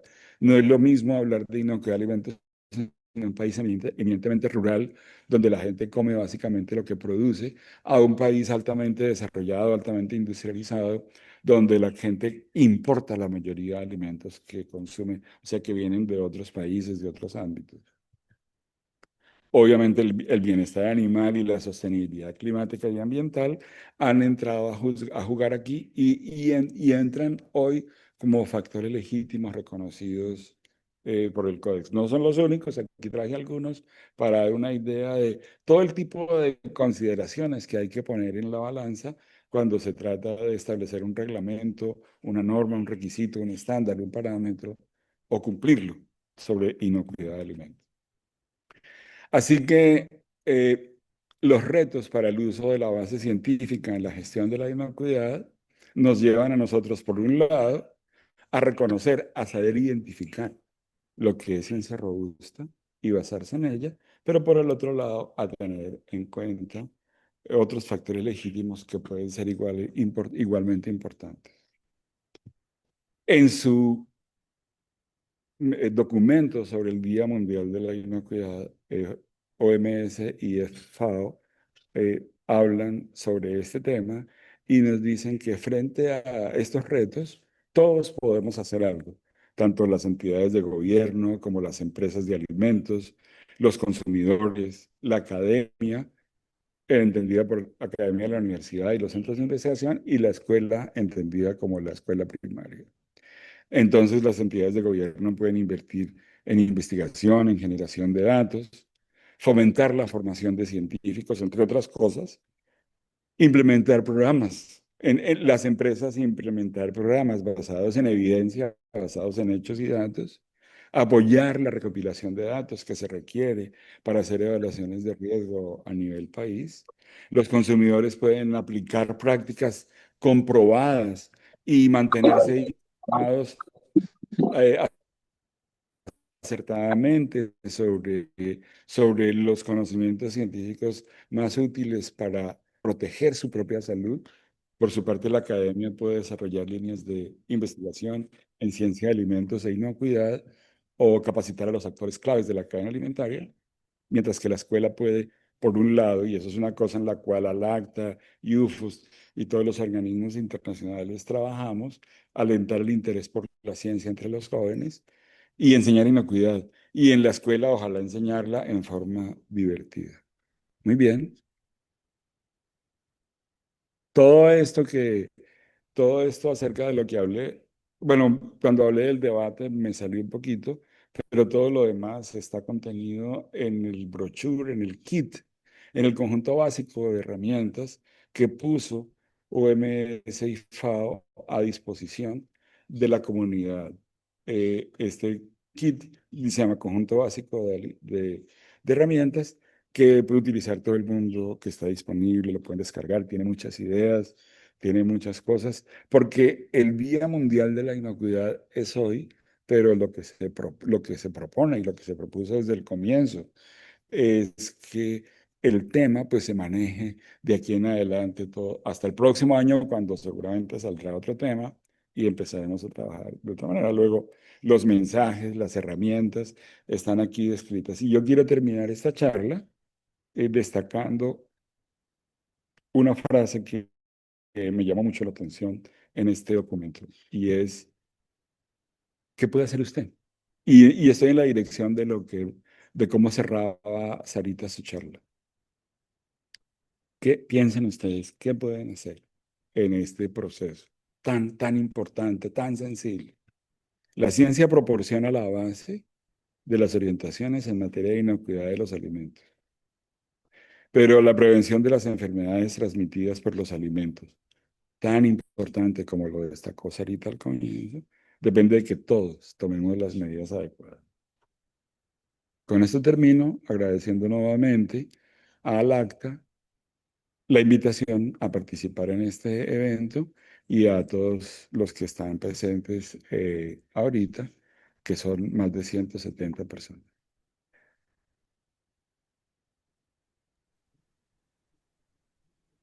Entonces le Ay, doy sí. la palabra, le paso la posta a Romy, nuestro amable anfitrión, para que continúe. Mil gracias. Muchas gracias, Jairo, por la interesante charla respecto de el rol de la ciencia en la inocuidad de alimentos. Estimados colegas, amigos, gente de Latinoamérica y el Caribe, por mi parte quiero agradecer a los cuatro charlistas y como lo comentamos al inicio de esta sesión, tenemos una ronda de preguntas. Sí, no voy a tomar todas, me van a disculpar, no puedo tomar todas las preguntas que están en el chat por un tema netamente de tiempo.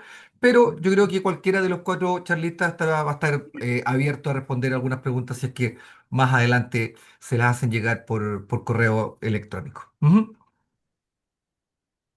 Voy a ir en el mismo orden, ¿ya?, de las presentaciones y primero voy con la doctora Sara Valdés.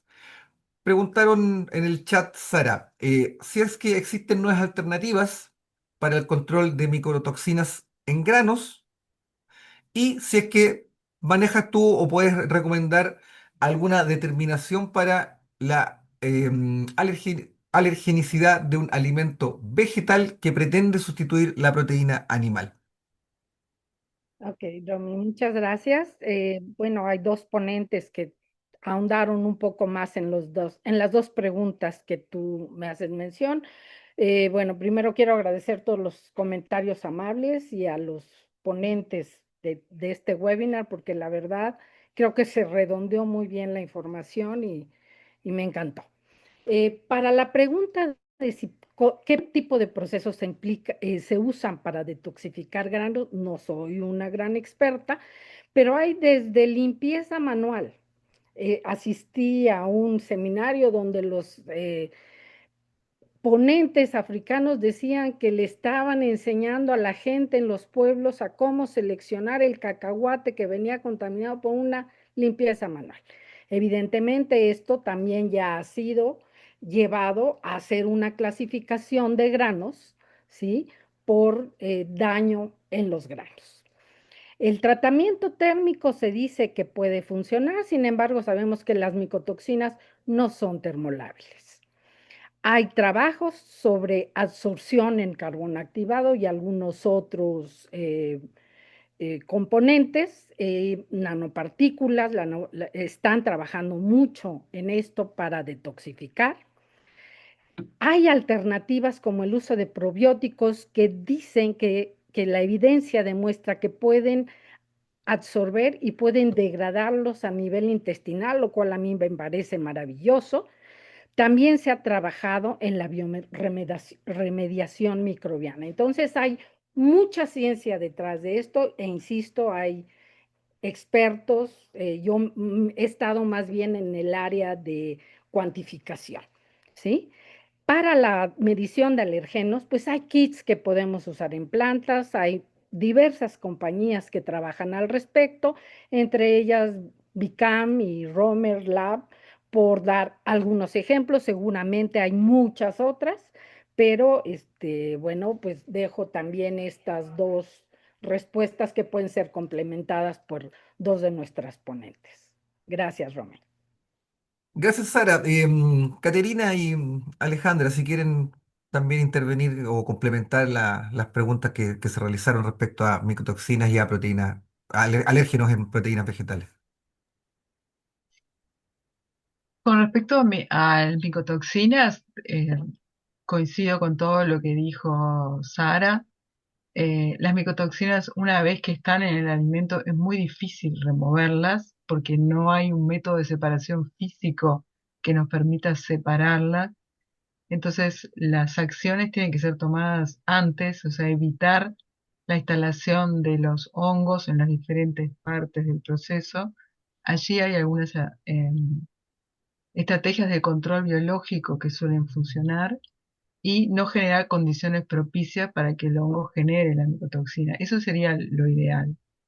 Después, todo lo otro que hay, si bien hay estrategias que se han probado que funcionan, digamos, a nivel de laboratorio y de pruebas, son como de difícil implementación después en la industria. Y en general lo que se termina haciendo es diluyendo. O sea, se consigue una partida de granos que no esté contaminado y se mezcla para diluir. Pero ahí hay mucho camino para andar, así que hay campo para la ciencia avanzar, como propuso Jairo.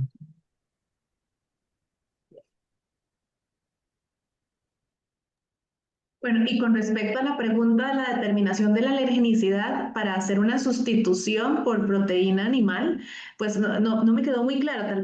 Tal vez voy a comentar lo que logro entender.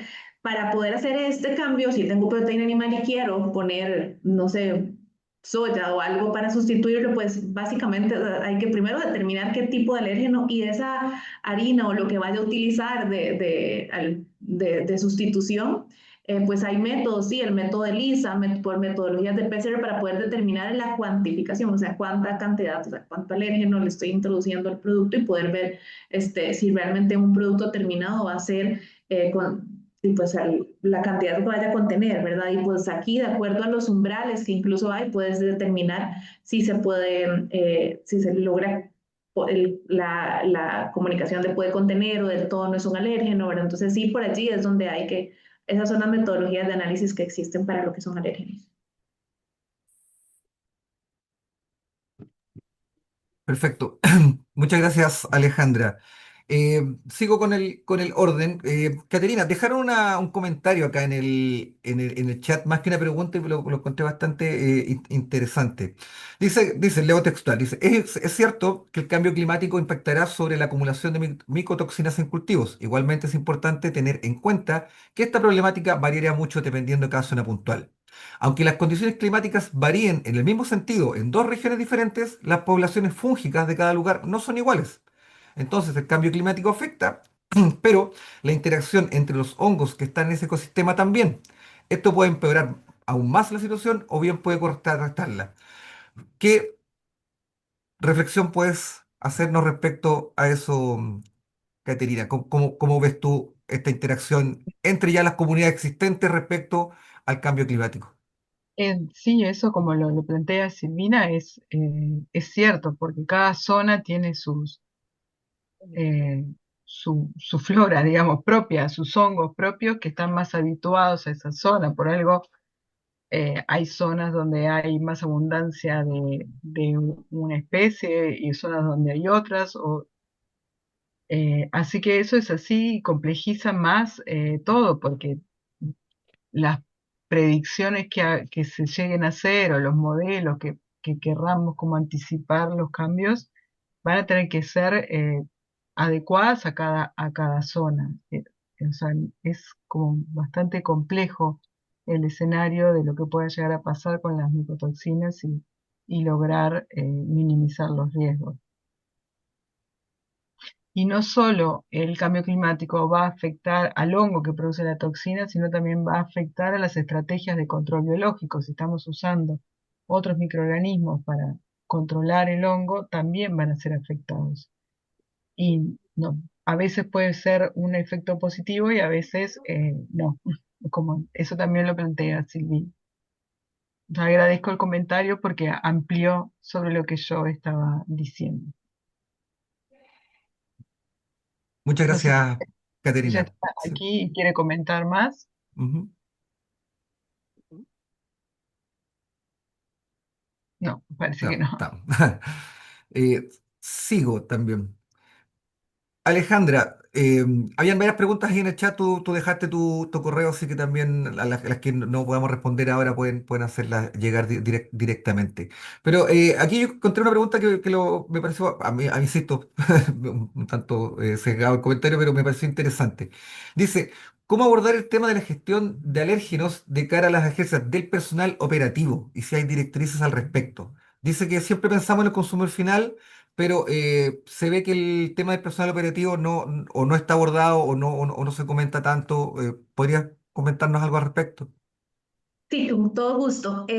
No hay una legislación como tal dirigida a esto. Creo que vamos paso a paso y las primeras legislaciones que tenemos es para lo que es consumidor de producto final. Sin embargo, sí es muy importante y no solamente a nivel de procesos, ¿verdad? De plantas de proceso en general, incluso en centros educativos y demás hay que hacer un mapeo y capacitar a las personas que, por ejemplo, si hay comedores, si hay sodas, restaurantes, no sé, ¿verdad? Como es muy importante el manejo y por ende sí, la comunicación es vital, identificar también allí cuáles son los alérgenos que tenemos presentes y sí tener muy claro cuáles son las personas que tienen alergias. Eso debería ser, incluso ya en algunas empresas lo he visto y lo ponen dentro de los cuestionarios al personal, ¿verdad? Porque es muy importante. Adicional, es algo que quizás no lo vemos, pero hay que tener protocolos de acción en caso de una anafilaxia. ¿Qué pasa si una persona tiene una reacción? ¿Lo sabemos abordar o no?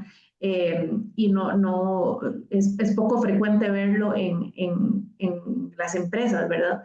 Y son de las acciones que sí definitivamente hay que tener. No podemos decir, esa tenés una alergia, no puedes trabajar, ¿verdad? Este, no se va a transmitir a algo, ¿verdad? Porque yo tenga alergia, pero sí tenemos que ser muy cautos en cuál va a ser nuestro actuar como empresa responsable para nuestros asociados. Uh -huh. Muchas gracias, Alejandra, por la respuesta. Y quiero terminar con nuestro último charlista, y no por eso, pues, solamente un tema de orden. Jairo, te quiero hacer una pregunta yo, porque en base a tu experiencia, tus años de experiencia en el área de la inocuidad alimentaria, y pensando siempre en el tema de la evidencia científica, me gustaría que nos comentaras si es que has visto en esta trayectoria tuya algún hecho, algún descubrimiento, algún evento científico que haya cambiado fuertemente el tema regulatorio o cómo vemos la inocuidad alimentaria.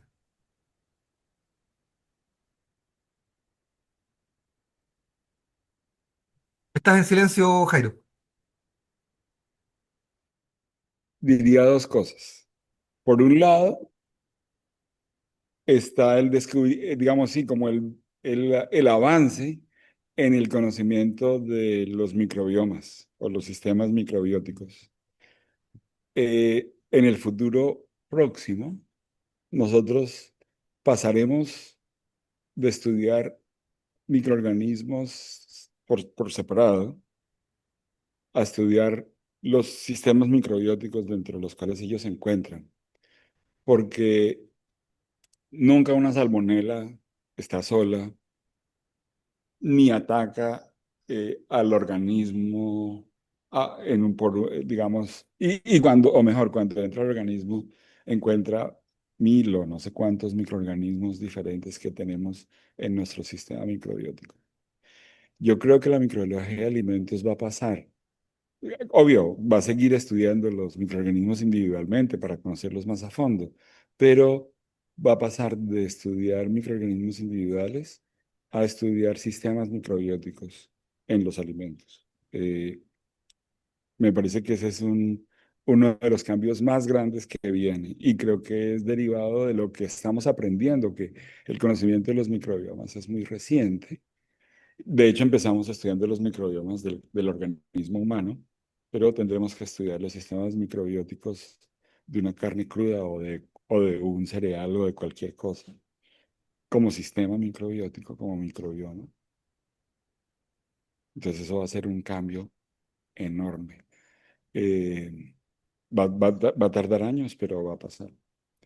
La otra cosa que pues no quiero dejar de decir es que hay una investigación reciente sobre eh, el efecto de los alimentos procesados en la nutrición y el concepto de alimentos ultraprocesados y las regulaciones que han empezado a salir sobre etiquetado frontal de advertencia, etcétera. Yo creo que todo ese, digamos, desarrollo científico del sistema NOVA y de los alimentos ultraprocesados ha tenido un impacto enorme en muchos países. Me parece que eso es súper importante. Yo he participado un poco en el debate de los alimentos ultraprocesados y Alacta lo ha hecho también. Alacta tiene una posición un poco distante, justamente por ese tema de la ciencia robusta, ciencia débil, un poco, eh, Alacta ha tenido una cierta distancia a eso, pero sin duda que esa pregunta sobre la relación entre nivel de procesamiento y salud nutricional es una pregunta que puso de presente el sistema NOVA y que ha impactado enormemente la regulación de alimentos en América Latina ciertamente y bueno, en algunos otros países. Eso tenía para decir, Rodney. Muchas gracias, Jairo. Y vamos a ir con una última pregunta de Gustavo, que está ahí con la mano levantada. Así que, Em,